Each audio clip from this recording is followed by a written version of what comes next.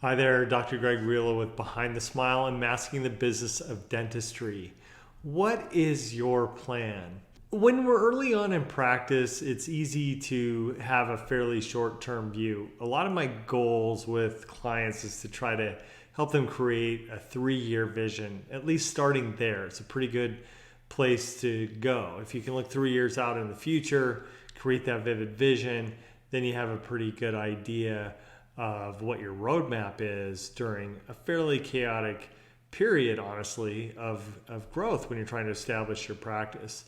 And then we tend to get into the middle years of practice, and this is a time when things can kind of settle into a routine, and you can wake up one day and realize that 10 or 15 years just went by, and then you're in the next stage, which is, what am I going to do from here? What is my plan for actually maybe getting out of dentistry at some point in time? And dentists are notoriously good at waking up one day, one year, and deciding that this is the year I'm going to sell my practice. And yet, unfortunately, a lot of times when they dive in and take a closer look at what that means, they find that they're not really prepared to sell their practice. There's so much to it, and we're so accustomed to this constant cash flow in our lives that we have to figure out what happens if we just stop doing dentistry one day, and we need passive cash flow, at least to have that safety level, that safety net to meet our needs while we figure out what's next. And so that piece of it is not something we really want to wait. We always hear about the value of compound interest, and time is on our side, but time goes fast and compound interest doesn't always work out quite the way we think it will. So the sooner we can start planning, the better. And one of my mottos has always been, it doesn't matter if you're 6 months away from selling or 10 years away from selling or 20 years away from selling, you are in transition all the time. And transition away from dentistry is going to come much faster than you think. So I really urge you to take some time, spend some really thoughtful time looking at what is your plan. What do you want it to look like? And do you want to be someone that brings in a dentist to work with you as an associate, or do you want to sell to a DSO at some point and spend 3 to 5 years working for them? Do you want to sell and walk out within 2 weeks?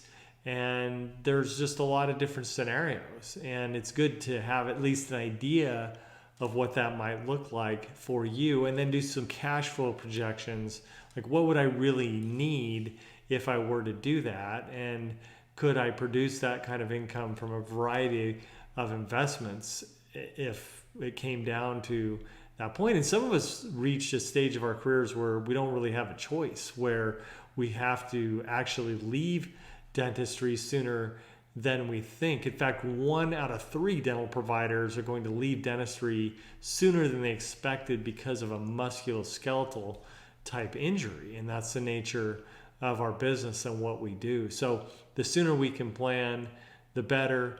The mindset that I'm in transition, my exit plan is now, even if I'm in the early stages of my exit plan. My exit plan took about 10 years to go through, with an associate and then a partner and then a sale. And that was really the intent, was to have a longer term exit. And those can work out really nicely, but really any plan can work out if you have a plan and you put it into place. So my admonition to you today is just to take some time, no matter what stage you're at, been 5 years, been 25 years in practice, doesn't matter. Take some time, work through it, and start figuring out what your game plan really looks like. It's a big part of what's really in the business of dentistry, how we get out of the business of dentistry someday. So with that, take care. I'll talk to you next time.